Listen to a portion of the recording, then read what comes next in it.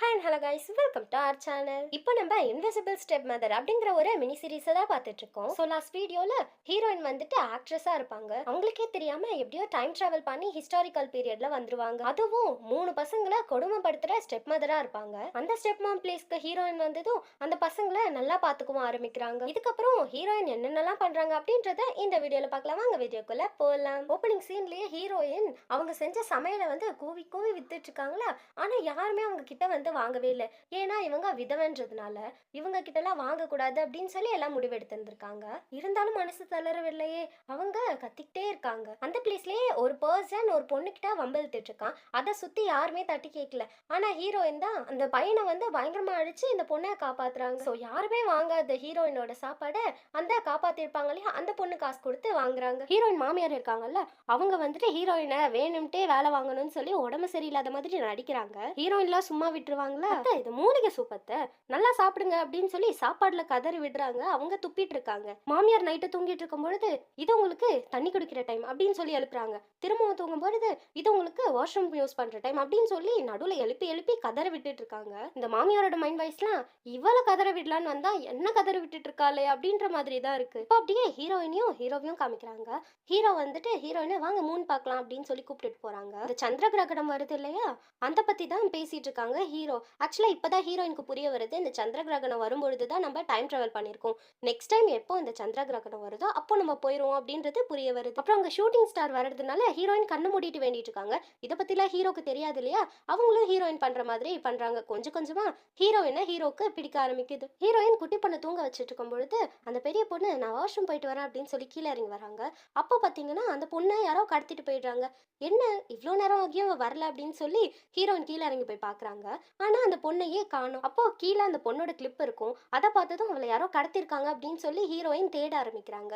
இந்த வேலையை பார்த்தது யாருன்னா அந்த பசங்களோட சித்தப்பா தான். இந்த மாதிரி கடத்திட்டு போனவங்களை வந்து பயங்கரமா அடிக்கிறாங்க. ஹீரோயினுக்கு தான் செல்ஃப் டிஃபென்ஸ் அடித்தடி எல்லாமே தெரியும் இல்லையா, அந்த பொண்ணையுமே காப்பாத்திட்டாங்க ஹீரோயின். இதுக்கப்புறமா இந்த 3 பசங்களுக்கு இந்த இவங்கள ரொம்ப பிடிக்க ஆரம்பிச்சிடுது. நெக்ஸ்ட் ஹீரோயின் கொஞ்சம் டிஃப்ரெண்டா டிஷ்ஷஸ்னா செஞ்சுட்டு இருக்காங்களா, அதை டேஸ்ட் பண்ணும்பொழுது ஏதோ ஒரு விஷயம் மிஸ் ஆகுற மாதிரி ஹீரோயினுக்கு ஃபீல் ஆகுது. ஹீரோயின் அப்ப அவங்க ஃப்ரெண்ட் இருப்பாங்க இல்லையா, அந்த பிளேஸ்க்கு போறாங்க.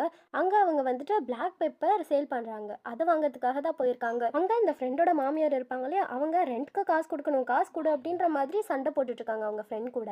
அந்த டைம்ல ஹீரோயின் தான் இதுக்கு முன்னாடி சேல்லாம் பண்ணி காசு சேர்த்து வச்சிருந்திருப்பாங்க இல்லையா, அந்த காசை கொடுத்துட்டு வந்துடுறாங்க. இப்போ ஹீரோயினோட மாமியார் காமிக்கிறாங்க. அவங்களோட பொண்ணு வந்திருக்காங்க, இவங்களுக்கு உடம்பு சரியில்லைன்னு சொல்லிட்டு. இவங்க வந்துட்டு ஹீரோயினை பத்தி தப்பு தப்பா சொல்ல அவளுக்கு நான் ஒரு முடிவு கட்டுறேன் அப்படின்னு சொல்லிட்டு இவங்க நினைக்கிறாங்க.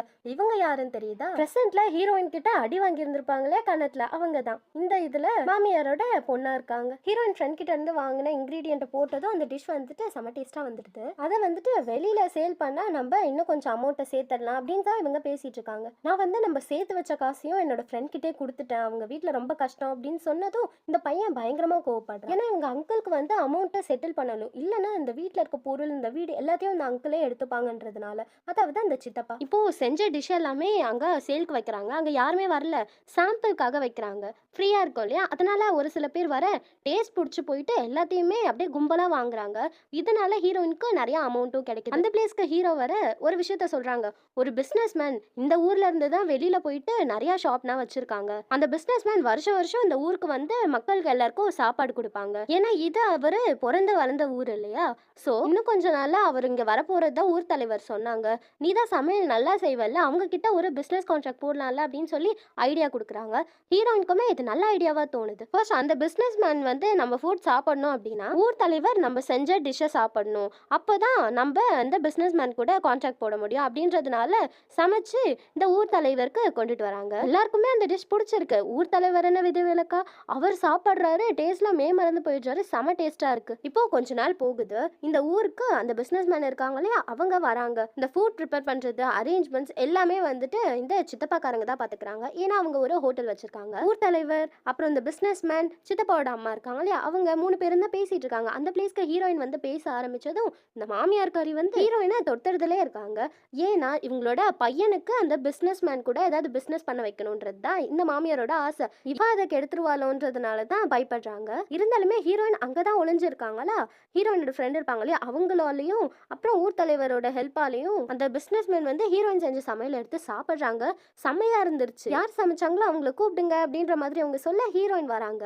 இப்போதான் உங்களுக்கு ஃப்ரீயா டைம் இருந்ததுன்னா சொல்லுங்க, எனக்கு ஒரு பிஸ்னஸ் ஐடியா இருக்கு, அதை பத்தி பேசலாம் அப்படின்னு சொன்னதும் அவருமே ஒத்துக்கிறாரு. மாமியார் முகம் டோட்டலாவே மாறிடுது. வீட்ல இந்த மாமியார் சித்தப்பாக்காரங்களா செம கடுப்புல இருக்காங்க. அந்த டைம்ல தான் இந்த ஹீரோயின் ஃப்ரெண்ட் இருப்பாங்களே அவங்களோட மாமியார், அவங்க வந்து இந்த மாமியாருக்கு அதுல ஏதோ சொல்ல அவங்க பயங்கரமா சந்தோஷப்படுறாங்க. ஆனா என்னன்றது தான் தெரியல. நெக்ஸ்ட் டே ஹீரோயின் வந்துட்டு அவங்களோட பிசினஸ் ஸ்ட்ராட்டஜியுமே சொல்றாங்களா. இந்த பிசினஸ் மேனுக்கு அது ரொம்ப பிடிச்சிருச்சு. அது வந்துட்டு ஃபுட் ட்ரக் மாதிரி தான் ஒரு பிசினஸ் பிளான். இப்போ எல்லாருக்கும் தெரிஞ்ச விஷயம் தான். பட் அப்போ வந்துட்டு இந்த விஷயம் புதுசா தானே இருக்கும். இந்த ஐடியா கேட்டு பிசினஸ் மேன் வந்து இம்ப்ரெஸ் ஆக அந்த பிளேஸ்க்கு மாமியார்காரி வராங்க. இவன் வந்து இந்த பிசினஸ்க்கு தகுதியே இல்லை அப்படின்னு சொல்லிட்டு தான் வராங்க. ஸோ இதோட இந்த ட்ராமாவோட பார்ட் 2 வீடியோ முடியுது. அடுத்தடுத்த பார்ட்காக வெயிட் பண்ணிட்டே இருங்க. நம்ம சேனல் பிடிச்சிருந்ததுன்னா சப்ஸ்கிரைப் பண்ணுங்க. இந்த வீடியோ பிடிச்சிருந்ததா லைக் பண்ணுங்க. மறக்காம ஷேர் பண்ணிருங்க. லைக் பண்ணாதான் இந்த வீடியோ எல்லாருக்கும் ரெக்கமெண்ட் ஆகும். சரி, உங்களை நெக்ஸ்ட் வீடியோல வந்து பார்க்குறேன். டாடா பாய்.